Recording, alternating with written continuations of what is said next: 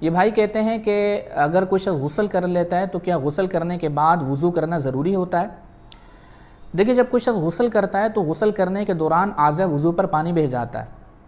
جب اعضائے وضو پر پانی بہہ گیا تو اس سے وضو ہو جائے گا، کیونکہ فقہ حنفی میں وضو اور غسل میں نیت شرط و فرض نہیں ہے۔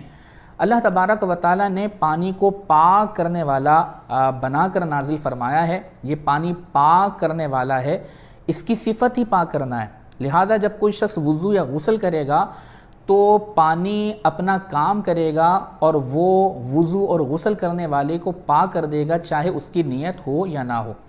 چنانچہ اگر کوئی شخص جیسے غسل کر لیتا ہے تو چاہے اس کی وضو کی نیت نہ ہو، چونکہ اعضائے وضو پر پانی بہہ چکا اور پانی کا کام ہی پاک کرنا ہے تو وہ اس کو پاک کر دے گا اور غسل کرنے سے وضو ہو جائے گا۔ یہ ایک الگ بات ہے کہ اگر کوئی شخص وضو اور غسل سے پہلے پاکی کے حصول کی نیت نہیں کرے گا تو اسے ثواب حاصل نہیں ہوگا۔